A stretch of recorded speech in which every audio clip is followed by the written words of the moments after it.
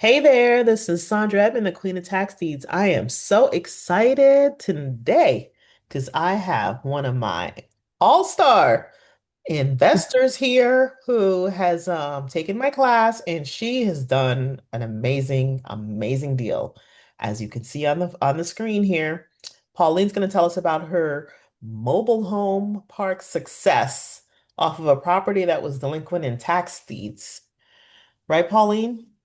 Yes, hi. Tell us more. Yes. So I took Sandra's class. It was one of the first things I did when I first got into real estate investing. I was interested in tax deeds, and um, I've been looking for a long time, and I have been looking in the center part of the state, so the heartland of the state. And we are in And Florida, right? right, we're in Florida. Sorry. Yes. No problem. And I always search before the tax deed. So when they start coming out 2 or 3 months ahead of time, I start looking at the tax deeds because I tried to buy them before they go to the tax deed auction. And I happened to make a list of a bunch of properties that I wanted to see that were going to the August auction. And this was the end of June, I believe.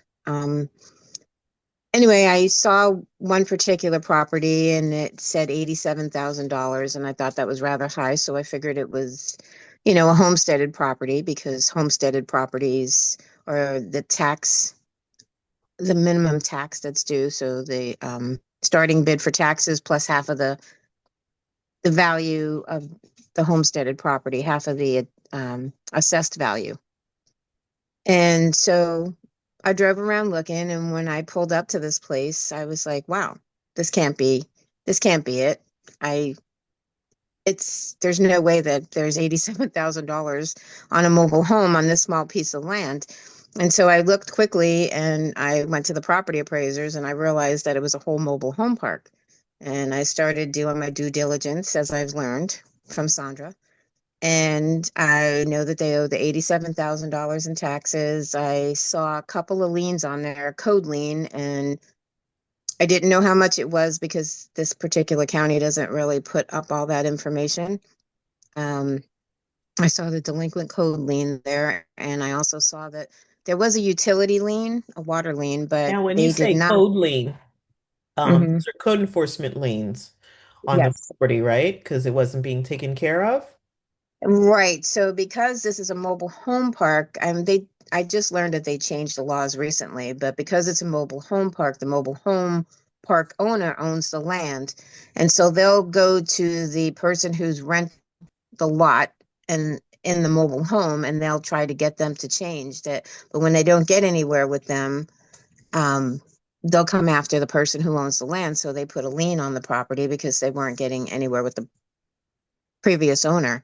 Um, and so there was a good lien on the property. It was over $40,000, which I didn't find out 40, at first. 40,000 in code enforcement liens. Yes, Mm-hmm. yes. And I had to do research. Like I said, it wasn't. I was still trying to find the owner, and I realized that those liens were there, and I was trying to figure all this out. So I kept calling the owner, see if I could get them. I did some more research online and I was Before we get to that part, this one here, Mhm, this is one of those mhm. beauties, right? This one had a code issue, this particular one, because how many That acres one, was the yes. property? It's almost 6 acres. It's just under 6 acres. And how many mobiles they have on there? There Approximately. are on the property there is 42 mobiles. Yeah. Okay. Yeah, there's 42. It could hold 52. We have 52 lots. Hmm. And how is mobile homes different? Because some people may not understand the concept of lot rent. Explain Okay, that so for them. So when you're in a mobile home park, most of the time you're putting your mobile home or you're buying a mobile home that's already there on a piece of land that you're renting. And so the park will charge you a lot rent. So the owner of the park will own the land that your property sits on. So you're technically a tenant um, of the park. And sometimes the lot rent will include some things. In our particular park, it doesn't include a lot of things, but it'll include they'll include cable, sometimes water, things like that. Our park, the rent is a little is a little below the standard, so we're working on that. Um, we had the park did the previous owner hadn't paid the water bill in a long time, and so the county did keep it on because which was nice. They felt it wasn't fair to the people who were renting in the park to lose their water. Um, but it was a small lane that turned into a big lien for non-payment, and it took a while to find that out. I had to go down and make several trips to the county and get a copy of the lien. To realize how much that was. We thought it was a lot less than it was, and it turned out to be a big lien. We had the owner of the park. He was taking care of his mom and stuff, so he just kind of let things go. And people hadn't paid rent in 8 months. Some of them 6 months. Some of them longer. Some of them were only paying a portion, and they weren't paying the water. I mean, it was a bit of a challenge, but we've gotten through a lot of that. I was trying to get a hold of the owner, Oh, that's right. and Yes, that was yeah, great. Tell them that yeah. story. Yeah. So I kept I had an email address. I kept doing my due diligence and going through paperwork, and I was finding different addresses and phone numbers, and I was doing my Google search like crazy ex-girlfriend, and I That's an I inside found joke for us because I tell yeah. I tell everybody when you're trying to skip trace or find people, you have to wear the hat of the crazy ex-girlfriend or crazy ex-boyfriend. What do Yeah. they do when they find just a little morsel of information? That's like a big amount of info for them, and it gets them to the next little crumb. So I always joke, you got to put on your stalker ex or stalker ex-girlfriend or stalker ex-boyfriend hat on and try to channel them in your tenacity. Yes. And so I tried to reach out by email and via email and phone. And of course, he probably wasn't willing to answer the phone for anybody because of owing some people money with the park. So um In addition to I all the phone calls we're all getting. well, right. And then all the people in the park were trying to get a hold of him because the county went and put a notice on everybody in the park store that the park was going into a tax deed auction. And Wow, I so bet that everybody, got yeah, them. yeah. So everybody was a little crazy there. Um, so I decided, you know what? I found an address that I think is his, and I'm gonna go knock on their door. And so I did. I went with my husband. Never go knocking on people's doors alone. Um, or at least let everybody know where you're going. And so I went and knocked on his door, and I've done this a million times, and most of the time people don't ever answer, or they get on their Ring camera and tell you to go away. But he actually opened the door, and I was in a bit of a shock, and I just said hi. I told him who I was, and I said, "Listen, I know that the property that you have is the mobile home park is going up to tax deed auction. Did you and your mom, because it's his mom owned the park, um, would you consider selling it before it goes to auction?" He didn't say anything for a few minutes, and then he turned around, said something to his mom, and he's like, "Sure." And I'm like, "Great, let's talk. Come outside and let's talk for a little bit." And I got some information from him trying to find out about liens because obviously he knows who he owes money to, and he did think the liens were a little less. And I was in the process of doing diligence with all of that, and so I asked him for some time and a couple of days so that I could meet with him again. And I gave him my information so he would store it in his phone so that he would answer it when I called the next time. So when you knocked And on the door, how long before the tax auction was that?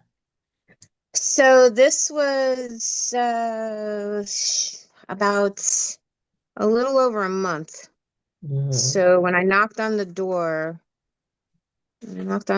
it was no, actually, it was just yeah, maybe just at about a month because It's I found perfect it. because that's what I Yeah, say all the time is yeah, give yeah, yourself enough time to yeah. negotiate and close. If you're trying to buy before the auction, and that's one of the strategies that I teach, buying before the auction, bidding at the auction and purchasing it, or doing the over the counter, or tax certificates, or surplus. And then there's another more advanced option I show as well.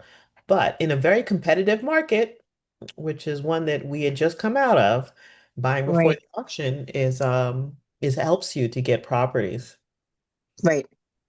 And then I like to do that because there is much less competition usually when you do that. When you get to the auction, you have, I mean, not that you can't get one at the auction, you have a little bit more competition there.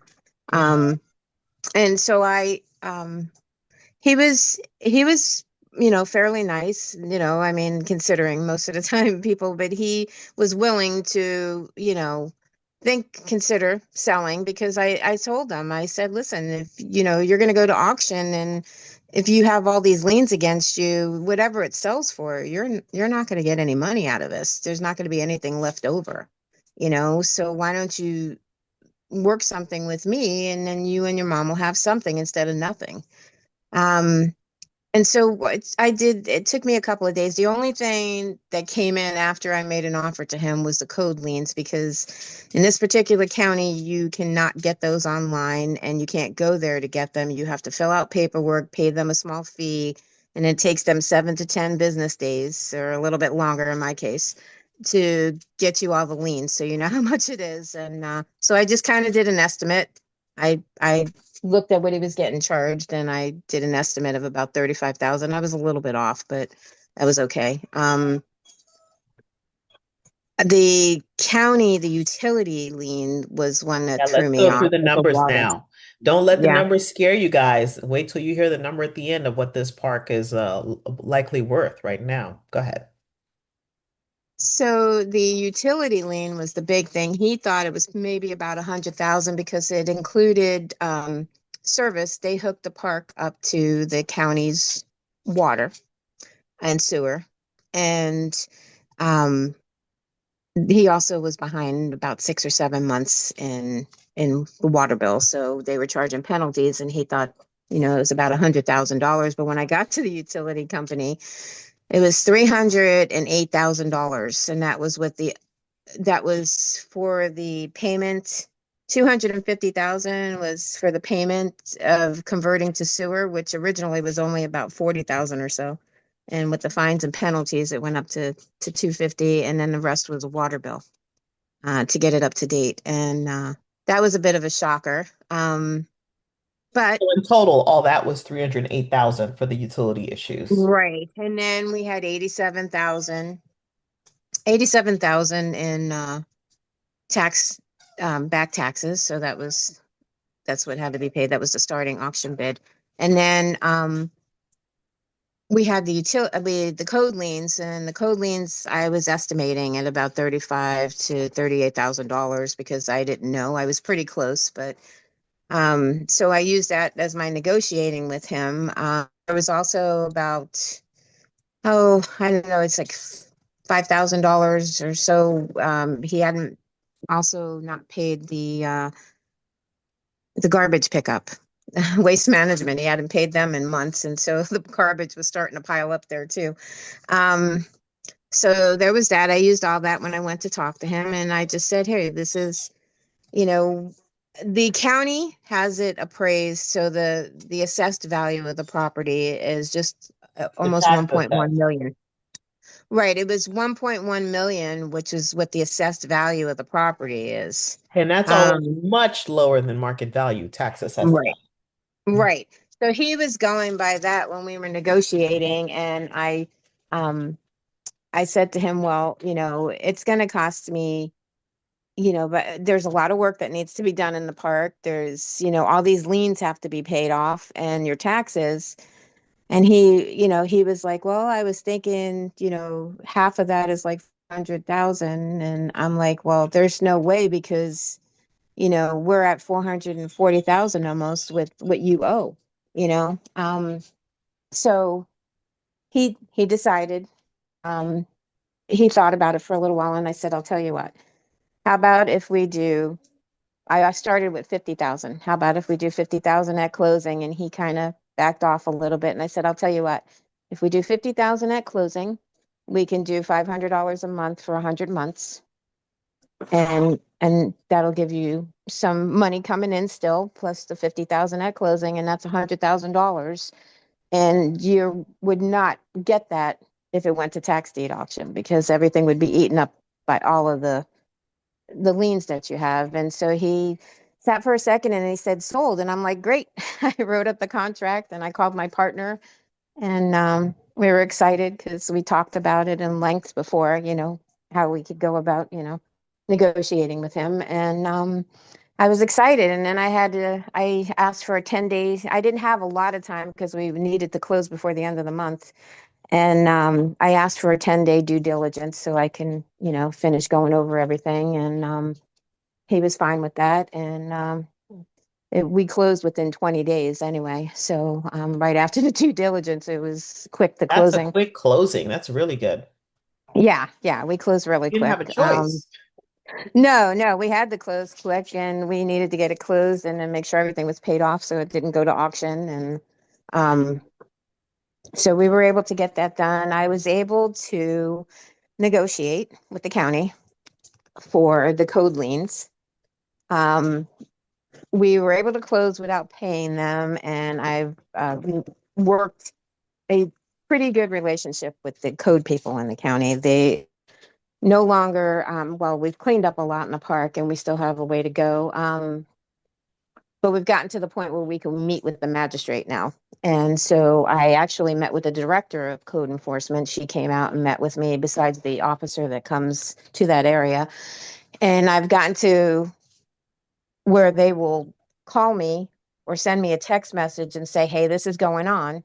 So before they write them up, this way I can prevent it from going to a lien or going to the magistrate. And I could kind of handle it before it becomes a bigger problem. And so she told me that if we got it cleaned up when they're ready, they'll come back out and inspect it again. And so we're going to be going in front of the magistrate soon and drop it down to just the admin fees. So I'm hoping that that takes it down a good amount. She said it would probably be less than $10,000 for sure. That's So I'm great. And happy about that. you see, when Yeah. you work with code enforcement, they have the same goal that we do to get the Hmm. property fixed up. And they know you didn't cause the issue. So they're Right. willing to work with investors when you come in and you fix it and you're responsive to them. Because I bet the previous owner probably was not very responsive to code. No, they couldn't. They said that's what they asked me. How'd you get a hold of him? We've been trying to. I said, well, I just went and knocked on his door. You see? So, because I started going there before I even went to them. I started talking to. I said, listen, I'm looking at buying this, and they were starting to talk to me. He's like, oh, I hope you buy it. It needs to be cleaned up. We'll be so happy. And so it's good to always have a relationship with them And if you he can do doesn't that. live in the area, right, Pauline? He lives probably No, he an lives hour, about, two yeah, he hours lives about out. an hour. Yeah, he lives an hour away. Yeah. So he's not right there. So um the utilities, we couldn't really do too much with them. They weren't willing, the director of the utilities was not willing to work out anything with us, but that's okay because we planned on that money as part of how much we were willing to offer him for the property. Mhm. Um, so that was okay. I was able to negotiate with the garbage company, and they allowed me to open up a new account without paying the old account. Um, so we were happy about that. So we were just able to start new service and not have to worry about the garbage that was past due. And I You think said that's that it, right? garbage was piling up, so they weren't coming to Oh, get yeah. garbage. Well, the garbage was piling up because they wouldn't come pick it up because he was behind. So where do And they put the so garbage? they were just throwing it right there, right next to the dumpster. I mean, there was garbage piled up, and then some people had garbage piled up in front of their house in garbage pails, because Wow. they have to take it to a dumpster because the garbage truck won't come into the streets there. So we have a dumpster for them that picks up twice a week. And so what we decided to do is we had to wait until we closed on the property was we sent out a notice to everybody and told them that this weekend we're putting, we put three dumpsters throughout the park. and told them there's their chance to get rid of all their garbage, to get rid of whatever they got lying around, to get rid of whatever code violations they have and throw it out. We're giving them the opportunity to do it. And then we hired somebody to come in and kind of help us clean up because even though we started paying for the garbage, they would not pick it up until everything was cleared around it. So um, we paid somebody to clear up the garbage around and throw it in a dumpster for us so that they can come in and get the dumpster there and empty it. Um, Well, that's good. so And you yeah, had Charles Fischer as your yes, partner and other mentor. And I've known Charles for many, many, many years. I've done deals with him actually as well too. I think his first tax deed he did with me as oh, well. Really cool, very I nice think he said he person. did. Yeah, yeah, Yeah, it was it was a condo, and very nice person. He runs a RIA down on the Treasure Coast, and you have Title Solutions as well here of Florida. So it's very right. important to have a good title company and good people around you. So you're a member of a Real Estate Investor Association, CF RIA. And so Yes, you had some resources there as well with Charles and the title company that's also a member there. And they basically do the title search and they had to be aware of the auction coming up because they had to be the ones to make sure the payment got paid before the auction because that's a very important step because you don't have to yes. go through this whole negotiation and you lose it because the taxes weren't paid on time, even though you closed 4 days early or something. So that's one with most title companies. What they end up doing is they walk the payment down to the tax collector's office to make sure it gets paid. She FedExed it. Oh, I she think, FedExed yeah, it? Okay, good. yeah, yeah, Good. yeah. Good. So yeah, Charles is also a mentor as well, and we partnered on the deal. He has experience with mobile home and RV parks, so um, And he it's good said for me. the cap rate, right? I wrote that down. Yes, Say the cap rate was and the value, eight the percent, value. 8%, Hmm. and with everybody paying, even at the current rate, it's he Drum assessed it at roll. what? Go ahead. Yeah, Drum roll, please. it's an 8% cap rate and 3.3, I believe. Yeah, $1 million is the value of it $3.3 currently. million dollar current value. So once Yeah, they continue to improve it and fix it, because if you've gotten offers from people that also want to bring more RVs there, because you only have a certain yeah, number of RV spots, right? And you've had yes, we other only have four. RV owners wanting to come, and who knows what else you might do with the park to increase the amenities and increase lot rent. Because lot rent Yeah. that the previous owner was collecting was approximately how much? Oh, what he was collecting. Well, yeah, it's 275 a month, which is way below even the national average. So we are working on that. Yeah, we will be. We you have to increase the lot rent. It's just way below the Yeah, average. and that's 46 lots they have at 275 a month. So you people that love to sleep on mobile homes and think, oh, yuck, I don't want to deal with mobile homes. That is a cash cow. Lonnie Scruggs, everybody should get the book Yeah, by Lonnie Scruggs called Deals on Wheels. God rest his soul. He wrote the book yep, literally on mobile homes. He was really good. And he says when you do mobile homes, the mailman or mailwoman never passes your house without bringing you a check or Zelle or yeah. whatever. So you always get, it's like an ATM. It's always pumping out cash. And it's only been how long now? And it's already cash Um, flowing, right?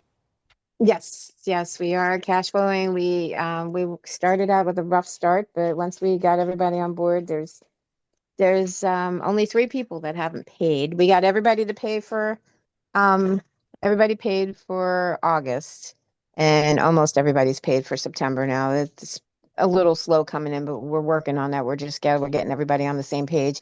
And there's three people that haven't paid, so we're already in the process. We've done all the paperwork we needed to do. It's a little bit different in a mobile home park. You have to use different there's different laws applying to the eviction process, but we've already started that process and we have a lawyer that's helping us with it, and they're going to be evicted.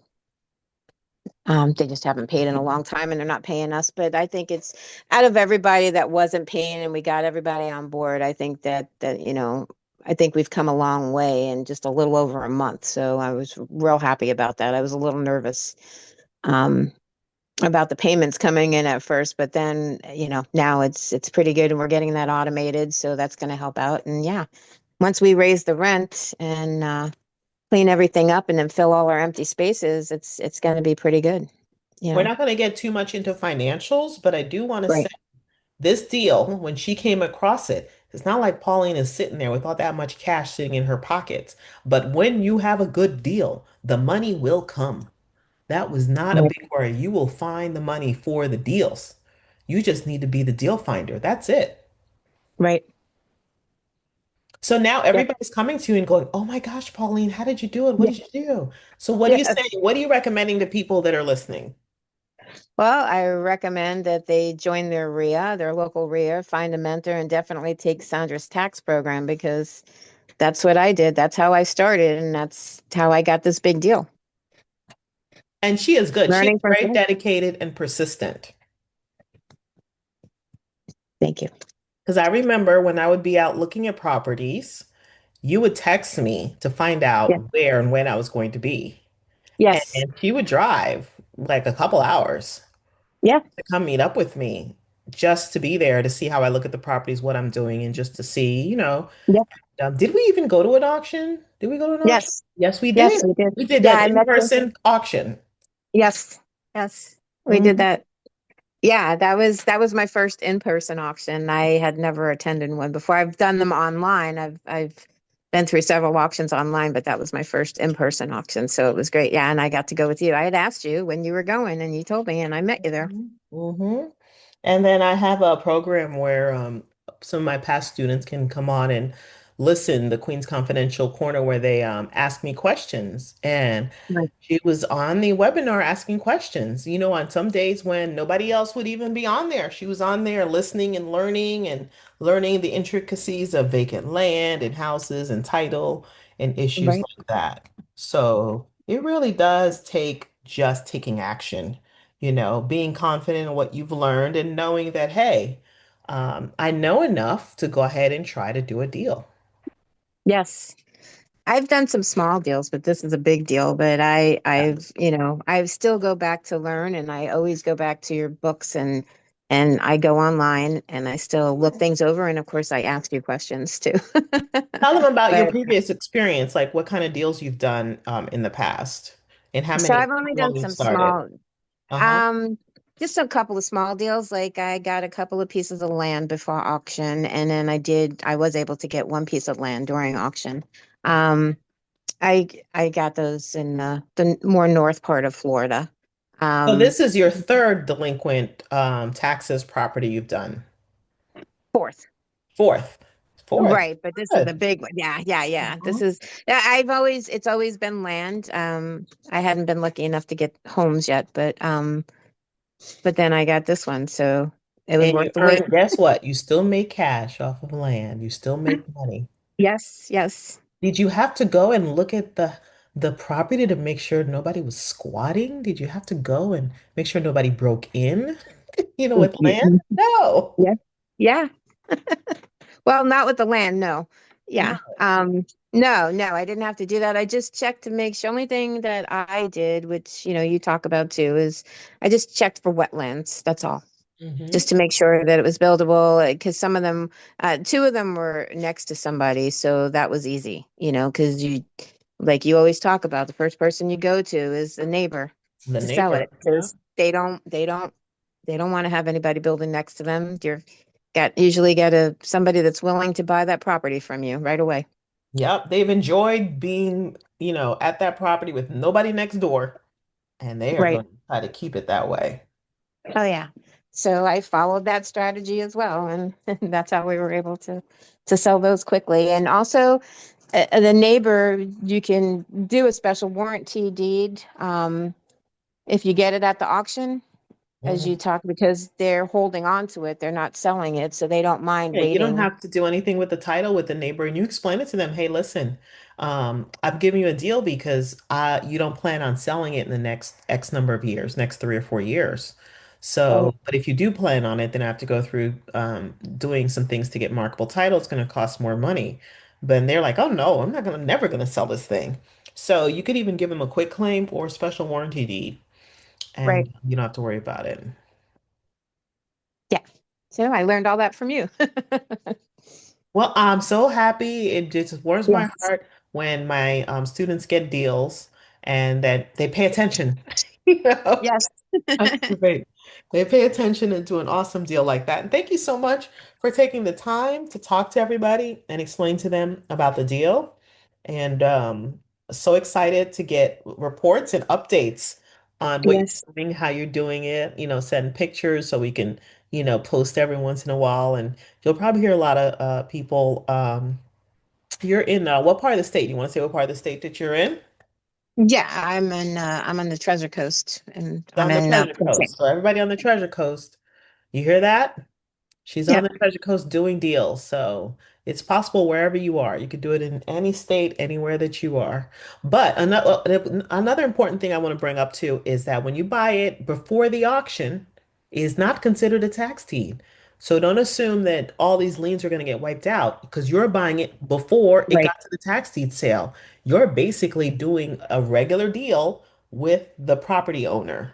It is not a tax deed, so completely different. At that point, it's regular real estate with some more due diligence, but it's with some due diligence, but it's regular real estate. The title company will check the title and make sure everything is okay. But clearly on this one, Pauline needed to check and do. Did you end up doing a survey on this one? Did did they require a survey? No, they didn't require. No. We're That getting one, saves but money too. yeah, yeah, we didn't have to have one. But yeah, we're gonna probably do one eventually. Just because going into the future, if if you need to refinance or anything, I think in the future you'll need to have one. So Hmm. All right. All right. Thank you. Is there anything else that you wanted to share or say? no, I just wanted to say to join Sandra's program, and if you want to learn about tax deeds and buying land and buying houses at auction, before auction, or tax certificates, Sandra's the person to teach it to you. And she's when I say I've signed up with a lot of different courses for different things, and Sandra's really good, and she goes above and beyond with her students and teaching you. It's not like, oh, well, you have to buy this course for me to teach you that. I can't do that. You have to get a higher cost. She's not like that. So it's really good to have a mentor like that and somebody that you could stay in touch with, because it was, what was it, 2.5 years ago, probably, when I started your first course And she with has you. my So text. She would text me. You have my cell phone number. You text me and yes. you'd ask questions or ask me, hey, when are you going out again? Yeah. And I enjoy it. So if you get a chance to go with Sandra looking for houses, it's a treat. So And you just go to my website. It's queenoftaxdeeds.com or buyingtaxdeeds.com. It's the same website. And if you click on programs, you'll see information about various programs I have going on. I have free webinars from time to time. Like I have one coming up soon, actually. We've been sending emails and advertising about that. And then I have like one-day classes and online classes, in-person classes, coaching, all of that. So just go to the website. You can get some information. I also offer 30-minute free consultations.